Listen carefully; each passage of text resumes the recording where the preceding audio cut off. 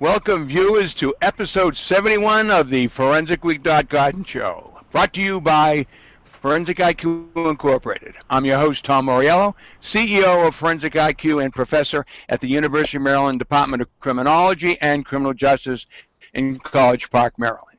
Tonight, managing forensic laboratories. You know, I was just talking with the guest a few moments ago.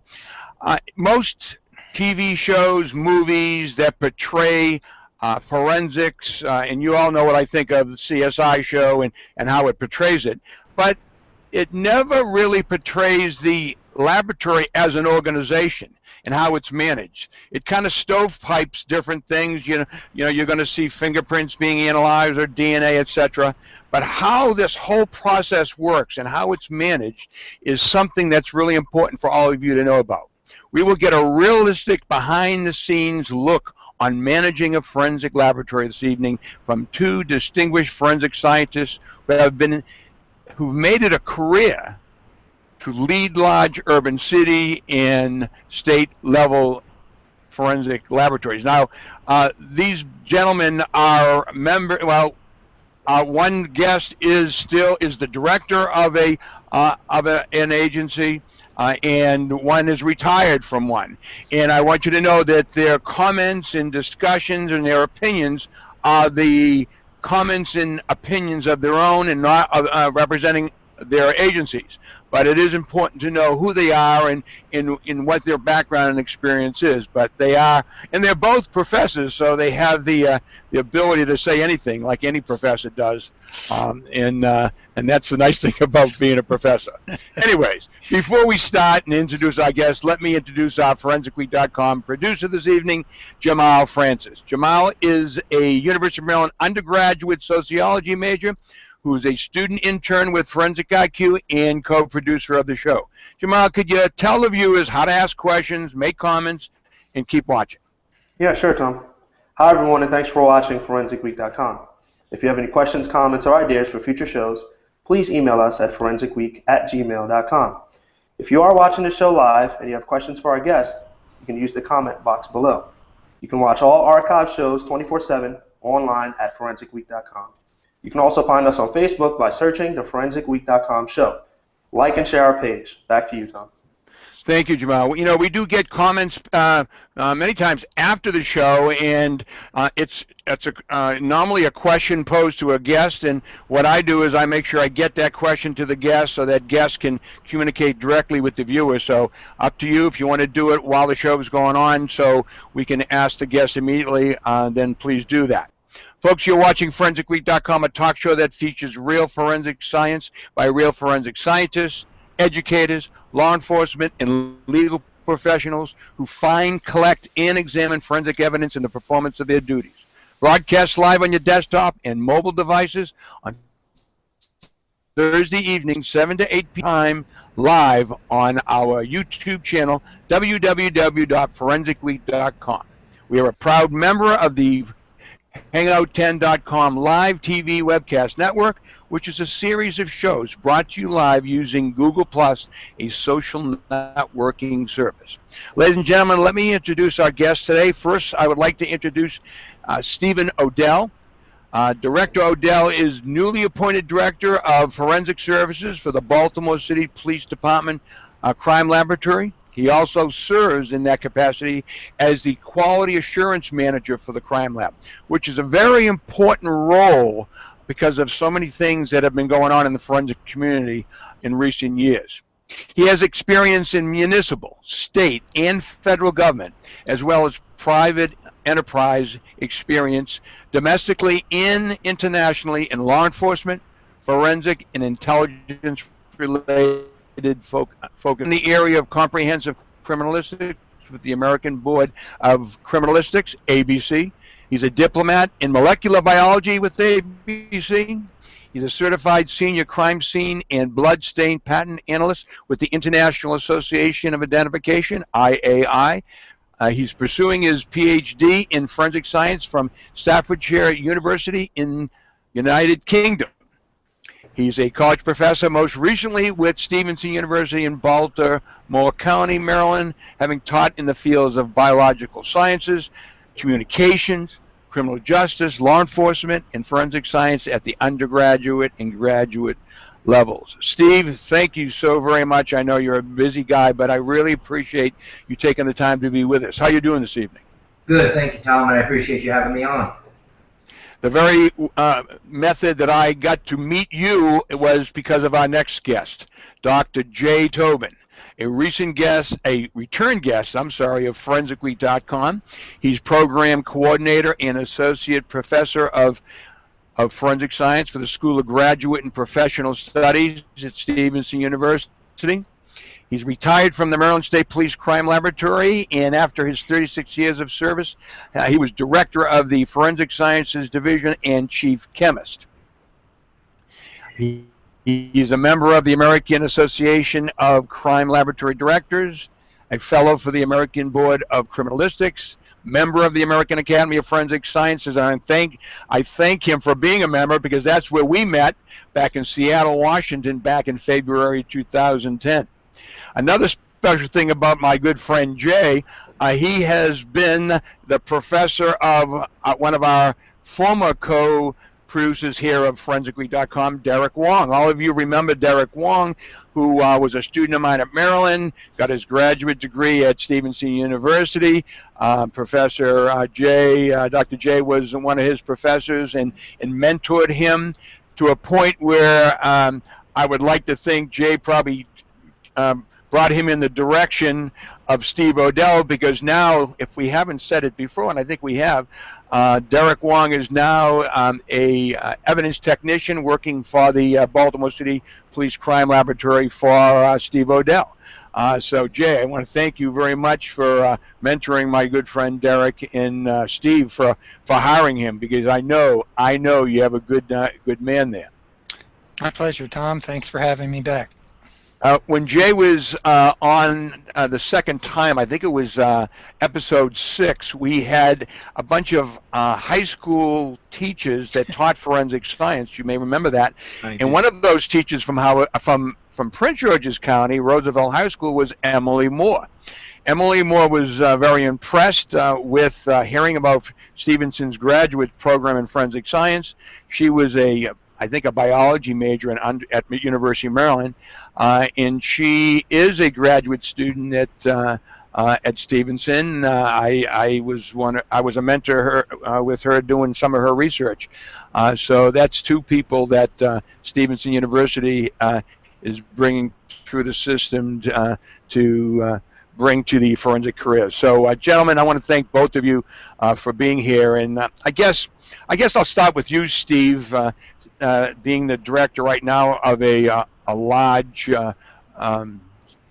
urban crime laboratory, can you tell us a little bit about the structure of a crime laboratory? How is it structured? Is yours any different than other large departments?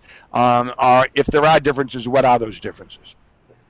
Ours is similar to a lot of large departments in that we're a full-service crime laboratory. Typically, the defining feature of a full-service crime lab is going to be having a DNA section.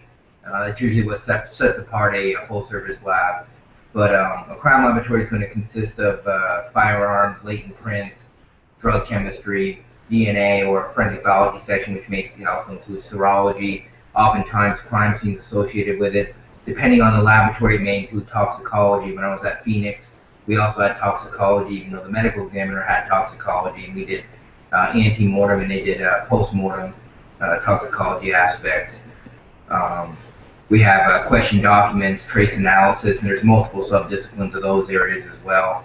And then we have a quality assurance section and an administration section. So those are that's a pretty standard setup of most crime labs. Not a lot of differences other than the larger ones have more sections and the smaller ones have less. Now, is your organization or your crime lab processing evidence specifically within the Baltimore City jurisdiction, or do you, if you have certain expertise in certain areas, examine evidence from for other agencies? We're unique in that respect. We do work evidence from other agencies. I believe 22 different jurisdictions. So that's a little bit unique for a city police department and a crime laboratory from city police department. But it is a very large lab, and it is quite comprehensive. So we do that. Normally, though, you'll find that most police departments, unless they're in a state system, which Dr. Tobin will certainly touch on, they accept evidence from all around the states that they reside in. Well, certainly most of us know that Baltimore is part of the state of Maryland, but our viewers come from worldwide, and I want to make sure they understand that. Jay, you ran the Maryland State Police Crime Laboratory. How does that differ or is similar to a city crime lab? Well, as Steve said, we have most of the major forensic disciplines or units within our laboratory. Maryland State Police does have a toxicology laboratory where their main piece of evidence is testing for alcohol content, and one of the things I don't think Steve mentioned was the photography laboratory, which does a great deal of work photographing or developing the films from crime scenes. I think the major difference, though, and Steve touched upon it, is the jurisdictions that the Maryland State Police Crime Lab had to serve. All the 23 counties within the state of Maryland, and we even went into the city on some cases when it involved some of the covert operations. Now, each one of those counties has a crime laboratory system or a unit that collects the evidence, but they don't all follow the same format, same set of rules and everything, other than chain of custody and sealing it properly. But the big difference, I guess, is that our chemists, forensic scientists, when they had to go to court, they didn't walk out the front door and down the street. They had to get in a car and sometimes drive 4 hours out to Garrett County or down to St. Mary's County, places like that, where it's different jurisprudence. And then the federal crime laboratories, they have to jump on a plane in many cases because they're going across the country. Well, let's talk about city and state throughout the country.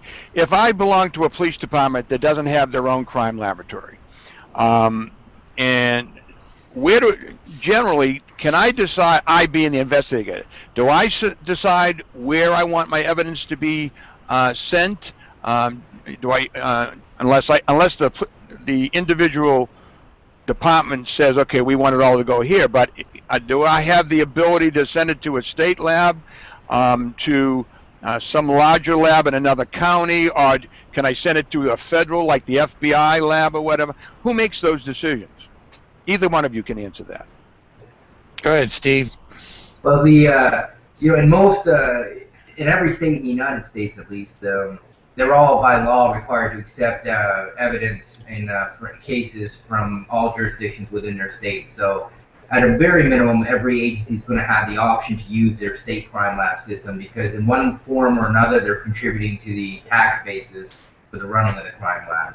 So that's always available to state, and that would be available to Baltimore, even though we're in Maryland and we have our own lab, and it's available to Charles County that may not have a crime lab or anything of the sort. There are a number of the organization of forensic science in the United States is pretty severely fragmented, meaning that there's a lot of different setups. You've got regional crime labs that are combinations of county systems. You've got city crime labs. You've got state crime labs. You've got private crime labs. You've got crime labs that are quasi-government private, so like in Northern Illinois that accepts fee for service from surrounding jurisdictions that they have agreements with. So depending on which county and which state, they may have a county lab they can go to that's their own. They can go to the state, or they may be part of some co-op or cooperative agreement among other surrounding counties that they can submit to. Okay, let's talk about when an investigator or evidence technicians collect evidence in a particular crime scene or criminal investigation and brings it back to the laboratory. Now, not everything gets analyzed. At what point do we decide what gets analyzed when? And whose decision is that? And is the investigator involved in that discussion? Want me to start? Yeah. Okay. Yeah, go ahead. You start, Jay. At the state level, we got so buried in a backlog of doing cases that we actually had to sit down on major cases and have a meeting of the supervisors of the principal units and the investigators to decide what was primary evidence and what was secondary evidence. And by primary, I mean that evidence that would actually prove guilt or innocence in the trial, that came first. And the secondary stuff would have to wait. And the reason for that is the time element. From the time a person is charged with the crime, the clock starts running until it comes to court. I believe it's a 180-day rule that something has to be done.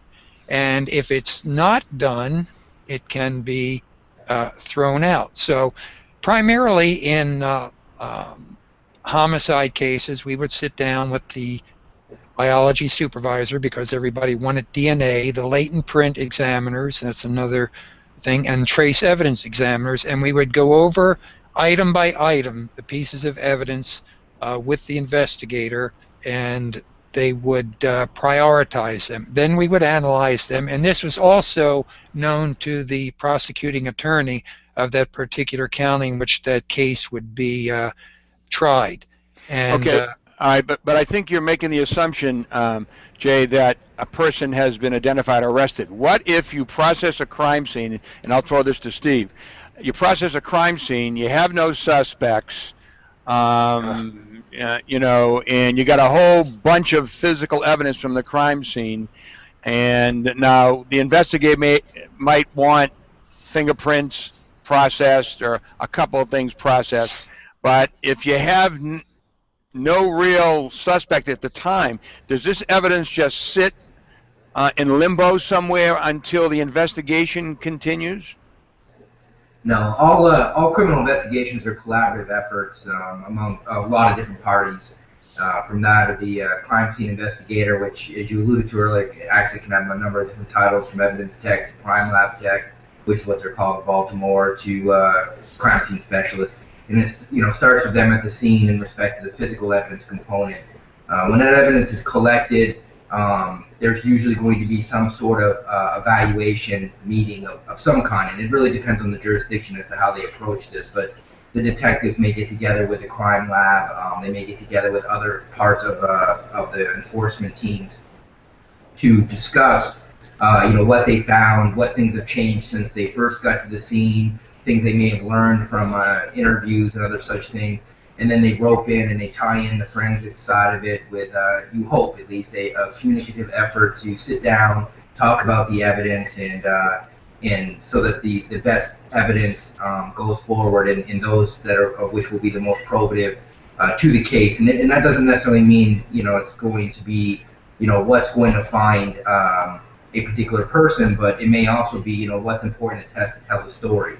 And that's what forensic science really is kind of moving towards, and some of the stuff we'll probably get into, in that is telling that story based on the evidence without the some of the things that have been coming up in the media and that come up in various reports, like bias and such.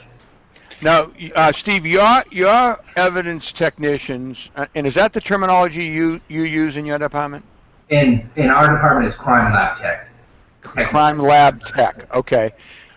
And you probably use that because unlike other agencies, your crime lab techs are part of the crime lab. Correct. Now, with the state police, I don't know what it was back then or what it is now, but the state police evidence technicians, the mobile crime scene crime labs, weren't they part of the whatever you call it, the posts or the different parts of the management of the law enforcement portion? No, years ago that was it. But when I got there in 1972, oh my God, did I date myself? Sure did. I was Uh, in college then. Thank you. They all came under the umbrella. That's okay. Jamel wasn't even around. I figured that. I wasn't even thought. Here we go. They were all brought under the umbrella of the crime laboratory. Now, in the state of Maryland, the state crime laboratory has 3 regions. It has the central laboratory that's located in Pikesville, Maryland. It has the western region lab in Hagerstown, and it has the Eastern Shore lab, which is located in the Salisbury barrack. And each one of those has crime scene units attached to it, and they all have a particular region that they cover.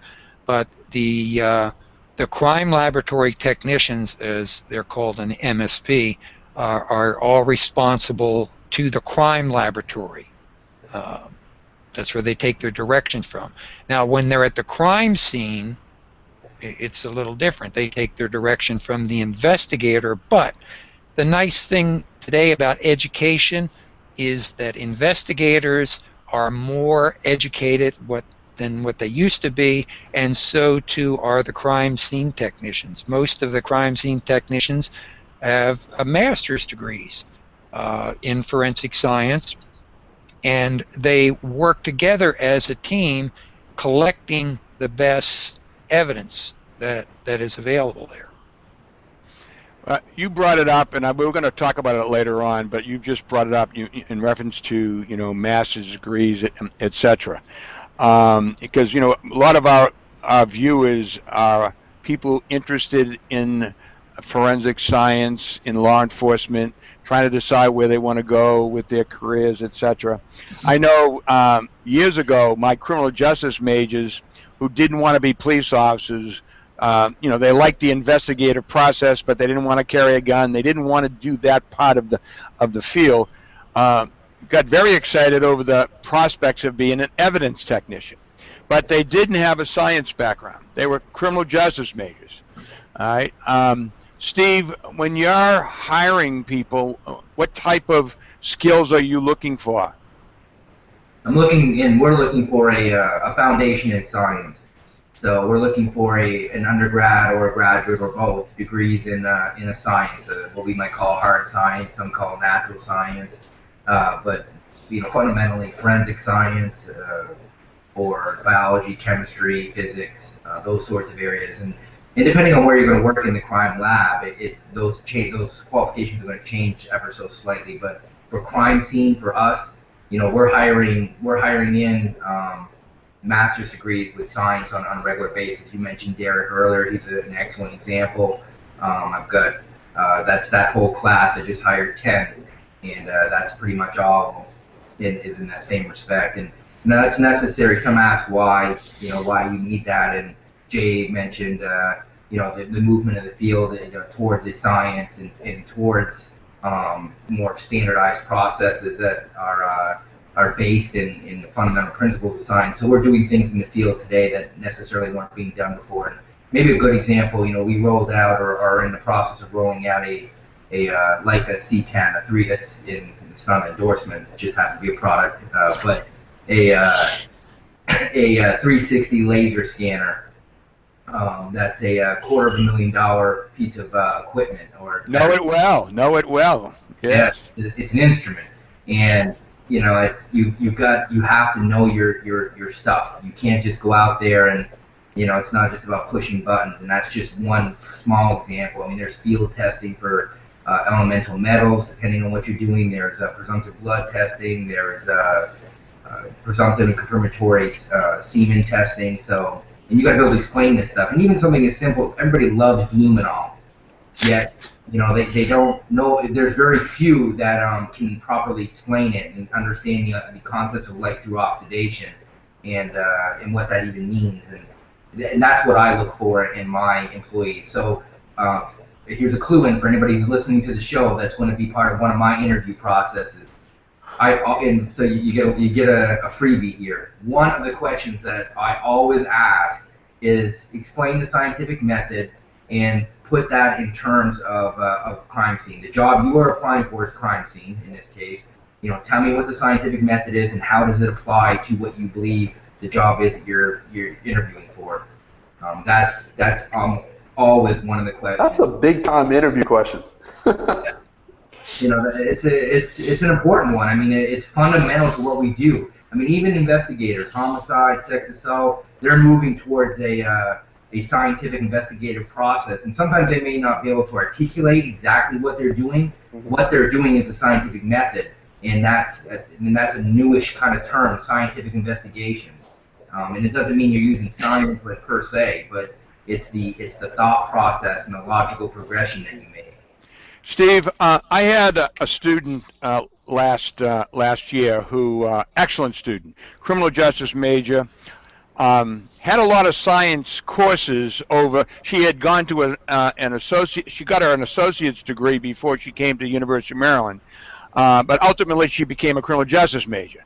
She took my course, fell in love with forensic science in science, and she says, "What do I do?" And I said, "Well, the criminal justice degree is not going to get you there." So without me knowing about it, she went back to Prince George's Community College where she had got her associate's degree, and she's now going to go and get an associate's degree in science or take a number of courses. Will that make it? She'll have a degree in criminal justice, and she'll have a lot of science courses. The bottom line for us is no, but that's not necessarily true. It's not true everywhere, though. I mean, this is my particular position on the subject, but I can tell you straight up, I look at jobs a lot and I help other students, with trying to find jobs, and I teach criminal justice courses. There are a ton of agencies around the country, the United States, that do not have that requirement or that mentality yet. I think you're probably about 5 to 10 years out from that being really standardized or ubiquitous in respect to the undergraduate expectations for crime scene employees. But right now, you could work. I know there's other agencies in Maryland where a criminal justice degree would be just fine. It's just not where I work. All right.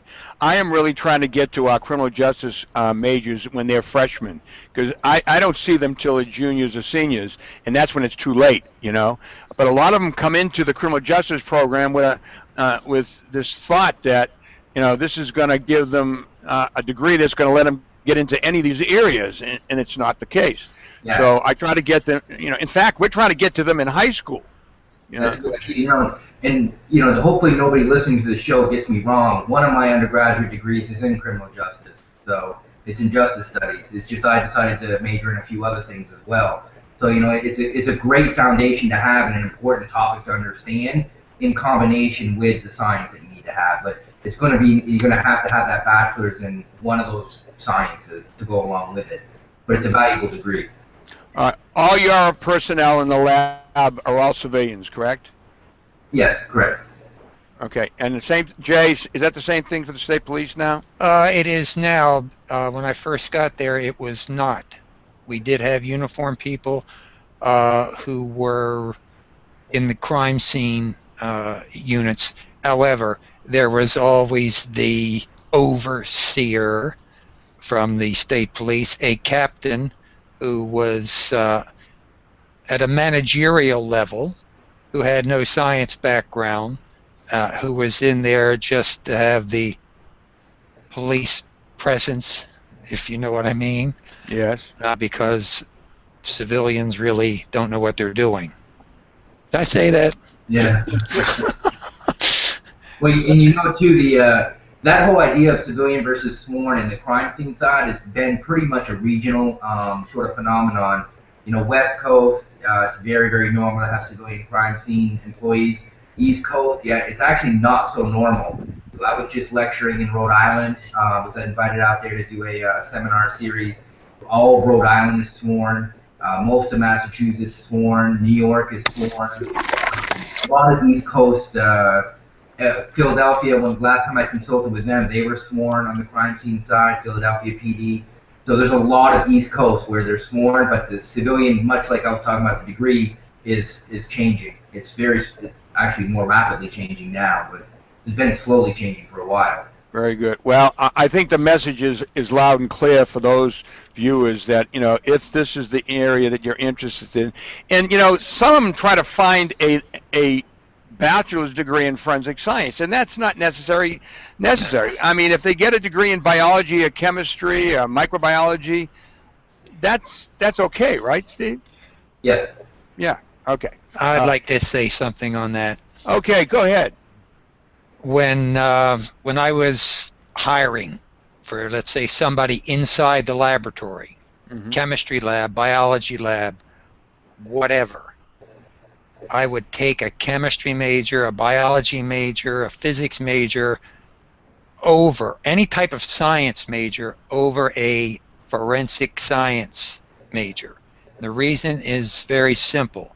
It would take me a whole lot less time to teach them the forensic science side of forensic science than it would the chemistry, physics, biology, or whatever to become a real expert in forensic scientists. Now, if they were applying for a job in crime scene, now they would be adequately educated in that area because they would have a general education in how to process, collect evidence, and preserve it.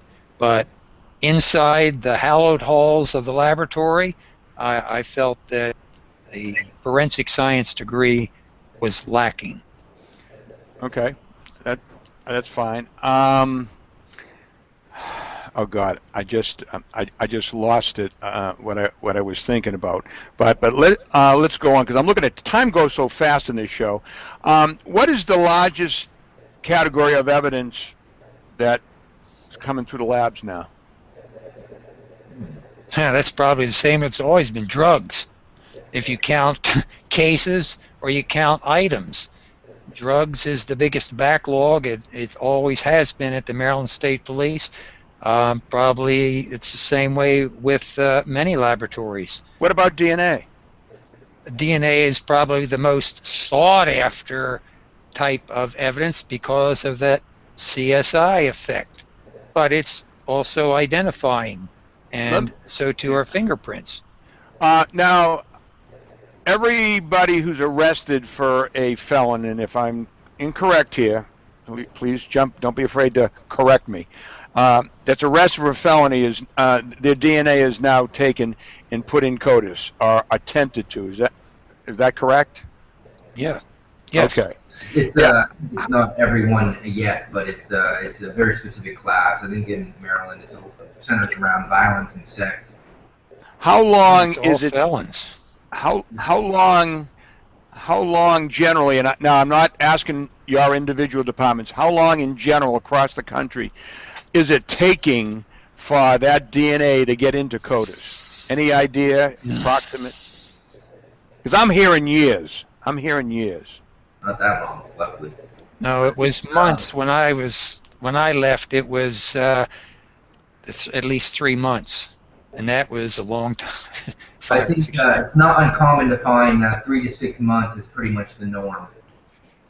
The reason why I say that is, I think I mentioned this before in the show, that I had a family member up in Massachusetts who was burglarized, beat up, left for dead. She was laying in her own blood for about over 24 hours before her kid, and she was in her 80s. Anyways, the suspect left his hat behind, reeking with DNA. It took almost 4 years for them to get that DNA into the system. And I'm talking to the chief of police because he and I went to high school together. So this is not, I heard this story. This is, he tried to get that DNA analyzed, and it took him almost 4 years to do. And then when they got it in there, they got a hit. The guy had been, in fact, the guy was sitting in jail because now he's committed the crime again and he's sitting in there. I want you to tell me that that's not the case generally anymore. And we're talking only about 5 or 6 years ago that was. Steve, you go ahead. Your most recent. When I was there, it took 4 or 5 months, unless there was some type of intervention that brought it to the top, and that would usually come from the powers above me that would direct a certain case to be brought forth and analyzed. So. Yeah, I think 4 years would be highly unusual. 6 months, unfortunately, isn't too shocking across the board. Up to a year DNA, probably not that unusual right now, but anything more than a year, it would be a little, I think, a little more unusual nowadays. But you do have that system of prioritization in crime labs, and it sounds like from what you're describing, although it may have been maybe misprioritized because it sounds like a Part 1 crime to me, but the a burglary though, as a general rule, is going to be, unfortunately, even though it impacts the widest swath of our communities, and often is most impactful to our taxpayers in respect to living conditions and their thoughts about public safety, but it's unfortunately usually at the bottom of the list of processing because most departments are swamped with violent crimes that they're trying to complete. Okay. So I'm sorry, Scott. Before you continue, so what's at the top of the list then? If burglary and stuff like that, petty crimes are at the bottom, what would you put, like murder at the top? Yeah, homicide would be number 1. Sex assault, Child abuse, robberies. Yeah, sex, child crimes, robberies. Until you work your way down to burglary, and then there's really not much below that. I mean, it's depending on how you classify your crime, because each state and city is a little different, but it could be theft, it could be stolen autos, things like that would be probably the lowest on the typical prioritization list. Okay. You mentioned that I think Jay mentioned that the evidence technician or crime scene technician, crime lab technician, at the crime scene is being directed by the investigator. I think that's generally correct. To what extent does that happen? In other words, the crime scene, the technician knows his or her job. The investigator, okay, he or she is conducting an investigation. Do they record the crime scene, look for obvious evidence and anything that's less than obvious, and make their own decisions on what should be collected at the scene? Yeah, Steve and I have both been to more than our share of crime scenes, but I'd like to state that from my time with MSP, I've actually seen an evolution, if you will, of how the crime scene has been handled. From you have to photograph it, describe it, put it in notes and everything like that. That was the old thing, with a little pad and pencil writing it down, and a great big heavyweight camera. That's what they would do. Today, now you videotape it. Some people have even used their phones in case of emergency for some things. But with the investigator and the crime scene technician, this is where I've seen the most transition. Before, the police officer was in charge. I'm the man in charge. You just do where I tell you to go and whatnot. But when I left, and this is also what we teach our students, is that you work in conjunction as a team with the investigator, each applying their own knowledge to what they are seeing. As Steve said earlier, you want to gather that story that's sitting there and not leave any pieces of that story untouched. So you discuss what is necessary evidence and what is not. For example, if you find a body and there's a piece of evidence under there, whose jurisdiction is that? The investigator can't roll that over. You got to wait for the medical examiner to come in, because that's part of their bailiwick and everything. So that's what I mean, working together and stuff. Steve? Let's get into some other things. On November 22nd, 2005, Congress authorized the National Academy of Sciences to conduct a study on forensic science, and this all began, I think, with the Mayfield case, who was arrested for being involved in the bombing of the train in Spain, and ended up the positive identification of the fingerprint wasn't him. It was somebody in Spain, and all of a sudden the question was, why did this happen? And now all of a sudden the whole forensic science community is being questioned and evaluated. And there's been a couple of recommendations.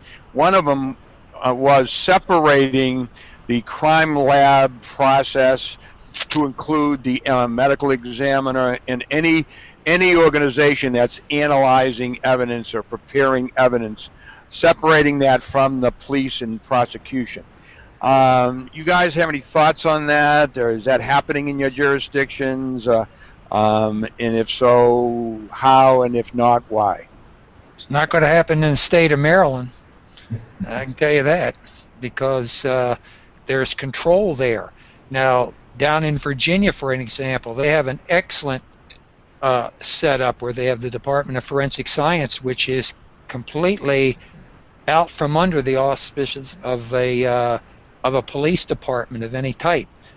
They answer to the government. Even D.C. Has a consolidated forensic laboratories. They answer to some other department other than the police department. But in Maryland, it's the crime laboratory is placed in there because of budgeting things. Well, yeah, but budgeting is not a good reason for doing it. I guess the question is it a good idea or not? It's perception. It's perception. When you hear of a crime laboratory in a police department, first thing is, you guys have got to find on the side of the police because that's who you work for. You're a paid witness, professional witness that's coming here because the state police pays your salary, and therefore you got to find out for them. That's BS. But it's something that we all have to carry along. And I've been asked that exact question as an expert witness sitting on the witness stand. And it's just, to throw a fly in the ointment there to deflect what the forensic scientist is really saying, that they're a hired gun, rather than trying to get at the true story that they found in the evidence. So bottom line is the perception is the crime lab is working for the police and the prosecution, and their only focus, their tunnel vision may affect their objectivity. Is that basically? That was my take on it. Yes. Yeah.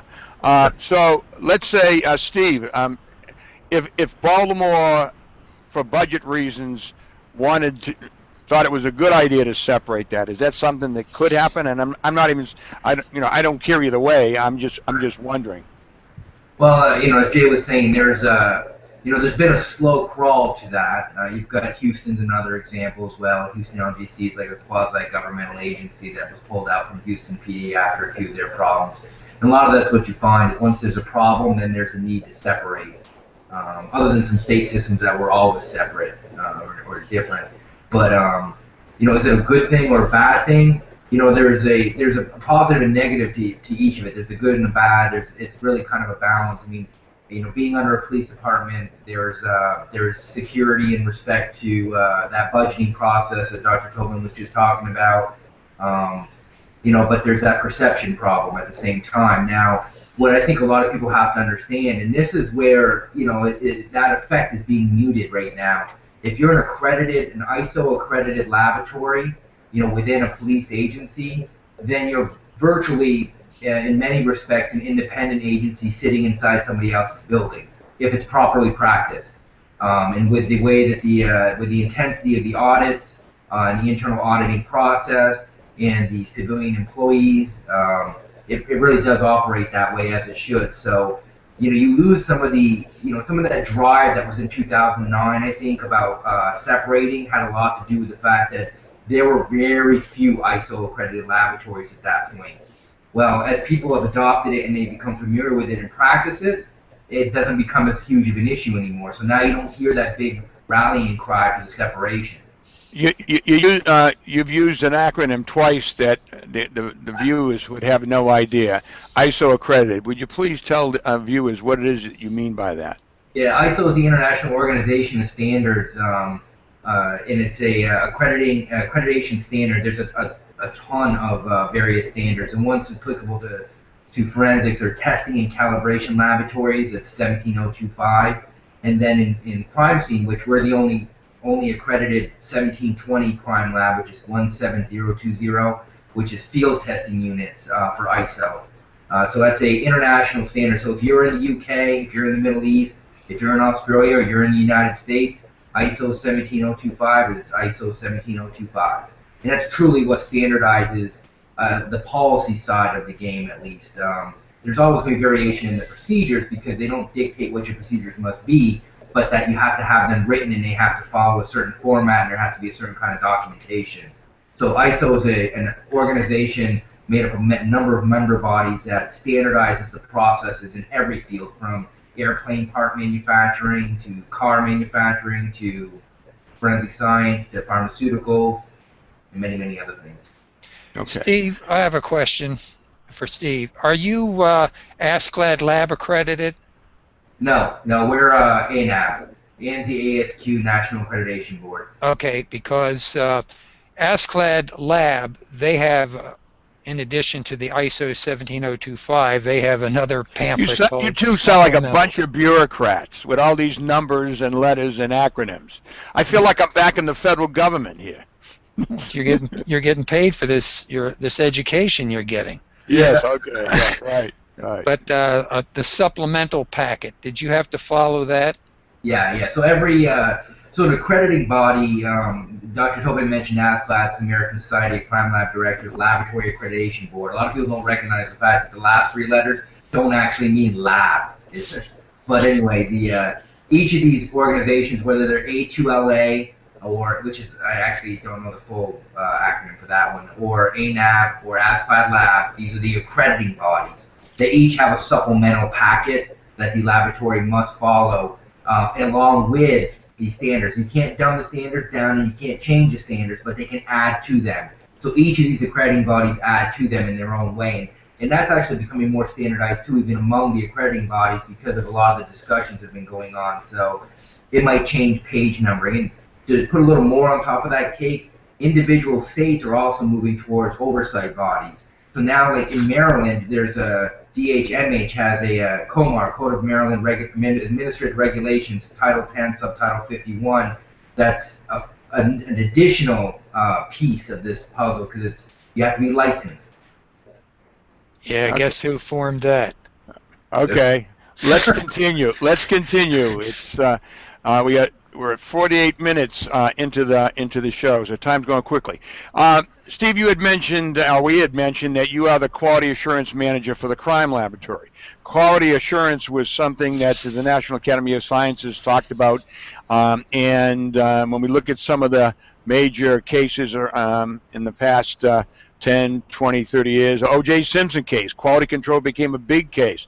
You know, everybody wondered why the Dream Team was willing to let not fight the DNA and let the DNA come in, because they were going to kill it with quality control violations. So could you tell the viewers what quality control in a crime laboratory means and why it's important? All right. Well, quality assurance is the system that we're using. The quality control are the measures that we're taking. So the quality assurance as a whole is that system. When I mentioned ISO earlier, that's the structure or the skeleton of the whole system, and it consists of a number of different practices, from doing internal audits, where you set up internal teams that go around on some scheduled basis or regular basis to audit each other, to proficiency testing, which means that people are, analysts, depending on which discipline, from 1 to 2 times a year are required to take external tests, to mandating training programs and requirements, to competency testing them before they're signed off, to authorizing them to perform duties, and so on and so on. Case reviews, administrative and technical reviews of case files. These are all part, and meant much more than that, part of the quality system, and it's the backbone of what we do in forensic science. And every agency has it and must have it, and especially, of course, if you're accredited.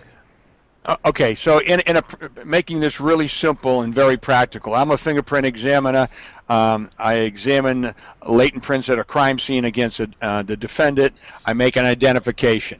Okay, I believe that there is an appropriate number of minutiae or points of identification that this is an ID, and I'm willing to testify to that. Okay, so at that point, quality assurance gets involved, correct? Well, quality assurance is involved the whole way, from the beginning, from the collection of the evidence, all the way through your final report and the testimony, because again, another part of it is testimony evaluations that occur during testimony. So that everything you've done, the process you follow, the fact that you have a technical procedure to evaluate that latent print, whether it's ACE-V or whether it's another method that you've validated, and validation is part of quality assurance. It is all because of quality assurance that you have that in each thing. The technical manual, the process, the report writing, the documentation, is all the quality system. And there's also the peer review process on those things. Yep. Oh, okay, so describe the peer review process. Well, as Steve said, you have a latent print examiner who feels he has a hit. So he'll take it to one of his colleagues who's also an expert, and they will review it. And that other expert will make sure that... Is it a blind review? What do you mean blind? It's meaning not like... you don't... no. You don't say, okay, I've just made an ID. Will you confirm and make sure I'm right? Is it an independent examination? It can't be an independent examination because of the time element. They present the case there and the rationale why the person feels that it is a match or it is not a match. It goes both ways. Just because a negative case is negative doesn't mean it shouldn't be peer reviewed. So they go through and review it that way, and then that peer reviewer would sign off in the case record that it had been done, and that's required by Dahlberg.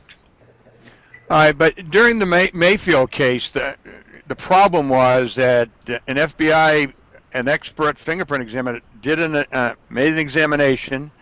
It was reviewed by someone else, and then reviewed by another person, and they all agreed to be wrong. Well, they didn't agree to be wrong. They were wrong. They all had the same conclusion, and they were all wrong. How did that happen? Anybody? Either one of you? There's a field of study really within the context of this type of case called confirmational bias. There's some discussion about what that means in context of latent prints, and some of it has to do with you know that somebody already said yes, and you're already going into it thinking yes, and those are the things that some of what the new government has formed around with these SACs, the scientific area committees, and the human factors that they're looking at in that respect. But the as Jay said, the processes are not blind, and it would almost, I wouldn't say be near impossible, but it's pretty close. That to get these cases done, they're not going to be blind, but there's they're supposed to be independent, verifications of the work and independent processes.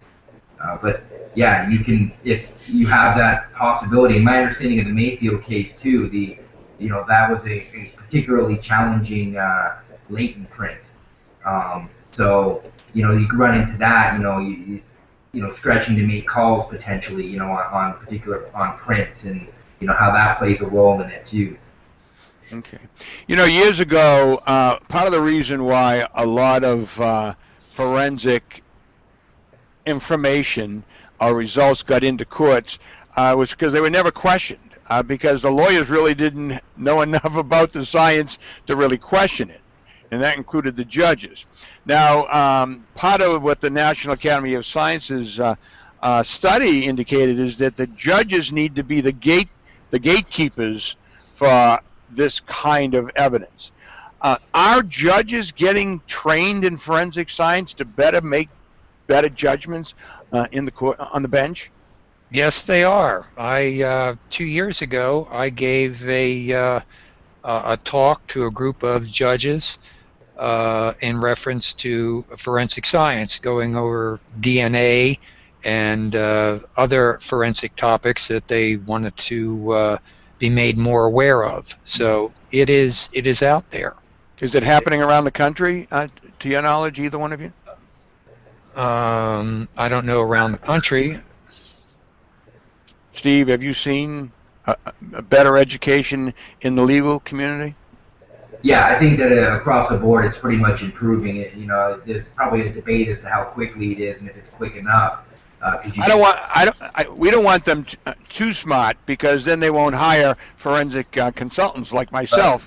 Sometimes they get pretty silly. You know, I mean, it's nuts. I just read an article from Canada where the judge decided he was going to do homework and decided that the latency was not a match, and he acquitted the case. And it's just insane. I mean, they changed. I think he got overturned eventually or just recently, but nonetheless, I mean, that can't happen here per se, but you do get that. You get these weird motions hearings, and they make a decision is made or is argued and made, and you scratch your head. You just don't know where it came from.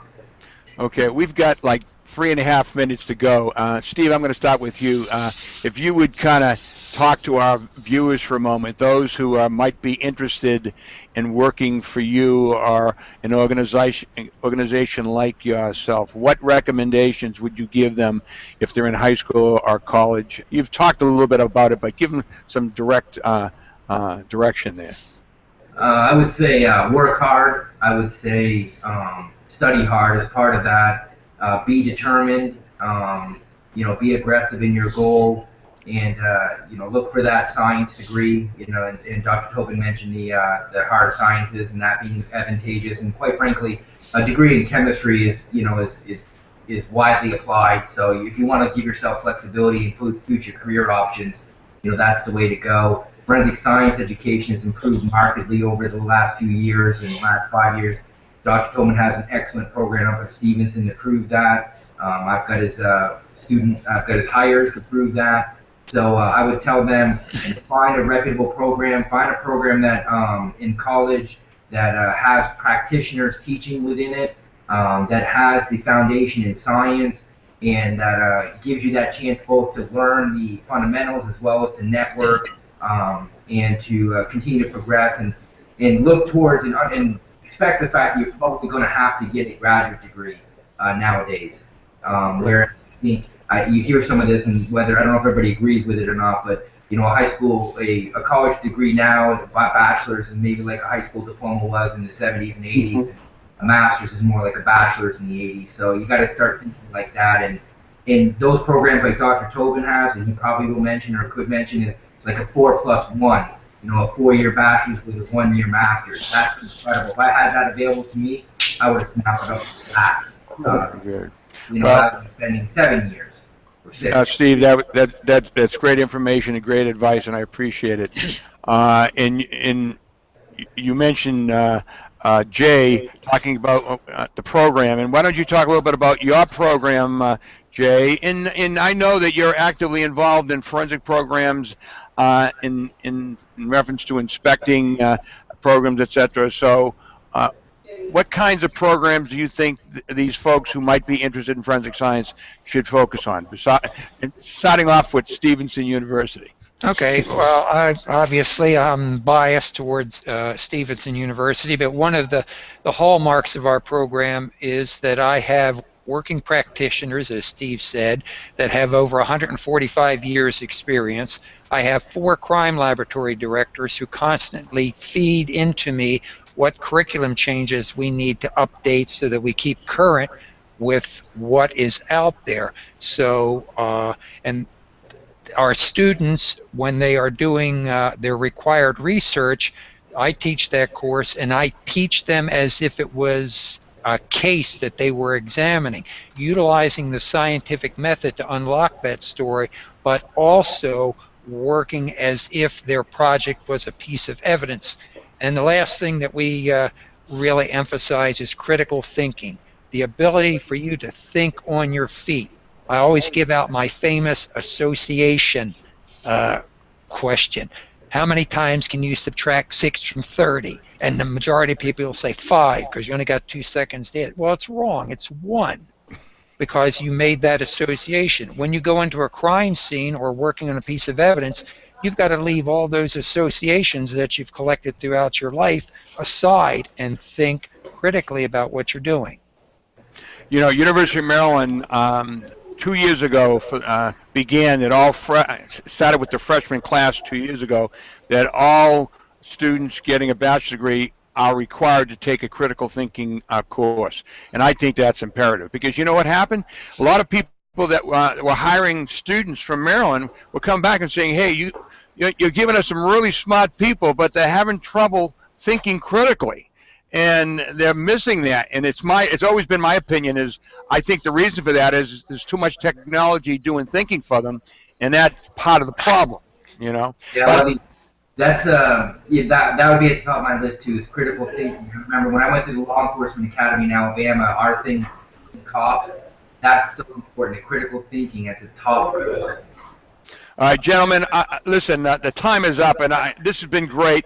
I know it's been very valuable for our viewers. Steve, I want to thank you, and, you know, and to my viewers, I'm truly indebted to this guy, and thanks for Jay for introducing me to him.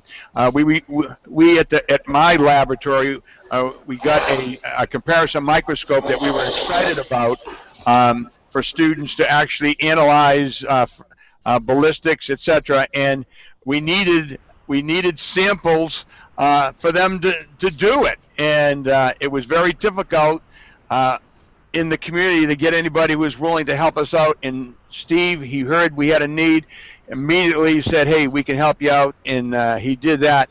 And thanks to him, within a few days, my students at the end of last semester actually. Steve, I wish you saw them. You wouldn't believe it.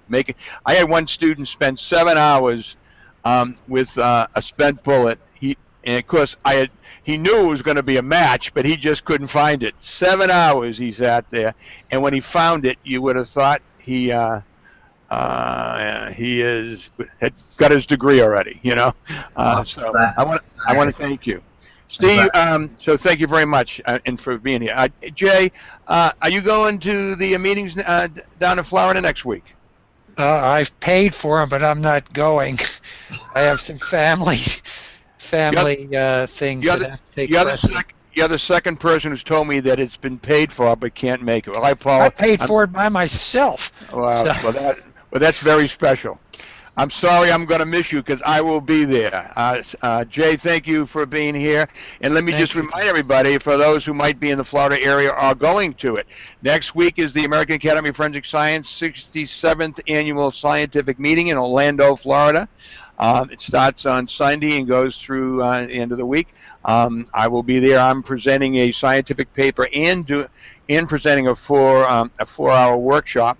So I'm looking forward to that and looking forward to meeting a lot of forensic science from around the world, and hopefully, like we did last year, we'll meet some different folks and have them on the show. So that's what we plan to do. So again, I want to thank Director Steve O'Dell and Dr. Jay Tobin for being on the show here and sharing their expertise in managing crime laboratories. It was very, very helpful and beneficial. Jamal, thank you, like always, for producing the show. ForensicWeek.com is being brought to you through the cooperation of the Hangout10.com live TV show network. We recommend that you go to the Hangout10.com website and see the schedule of other shows like this one available for you to learn and be entertained. Meanwhile, thank you for watching the show, and we'll see you next time on ForensicWeek.com.